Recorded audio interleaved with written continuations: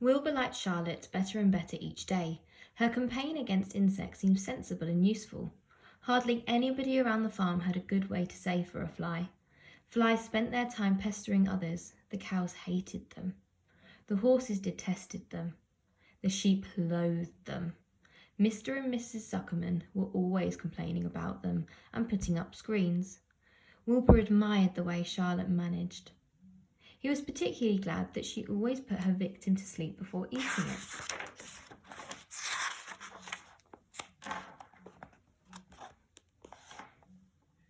"It's real thoughtful of you to do that, Charlotte," he said. "Yes," she replied in her sweet musical voice. "I always give them an anaesthetic so they won't feel the pain. It's a little service I throw in."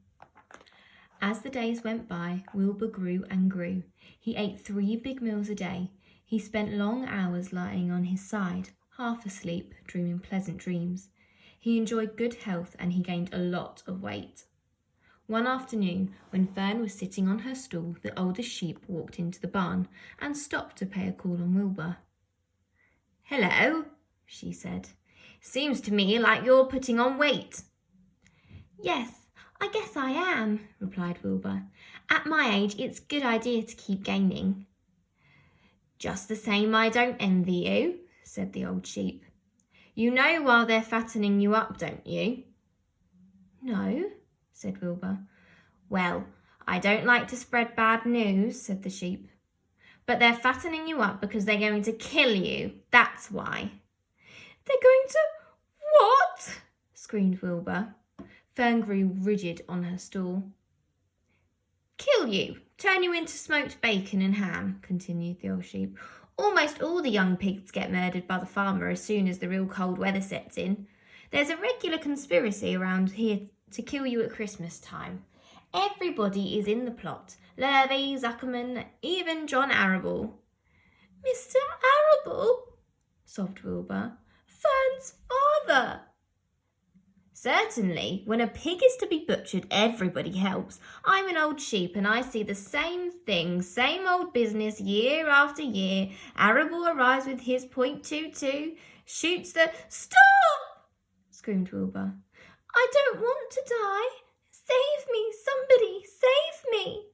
Fern was just about to jump up when a voice was heard. "Be quiet, Wilbur," said Charlotte, who had been listening to this awful conversation.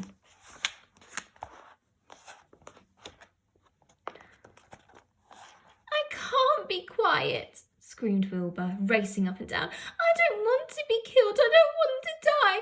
Is it true what the old sheep says, Charlotte? Is it true they're going to kill me when the cold weather comes?" "Well," said the spider, plucking thoughtfully at her web, "the old sheep has been around the barn for a long time. She has seen many a spring pig come and go. If she says they plan to kill you, I'm sure it's true. It's also the dirtiest trick I've ever heard of. What people don't think of." Wilbur burst into tears. "I don't want to die," he moaned.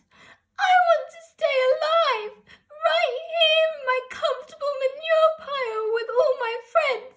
I want to breathe the beautiful air and lie in the beautiful sun." "You're certainly making a beautiful noise," snapped the old sheep. "I don't want to die," screamed Wilbur, throwing himself on the ground. "You shall not die," said Charlotte briskly. "What? Really?" cried Wilbur. "Who's going to save me?" "I am," said Charlotte. "How?" asked Wilbur.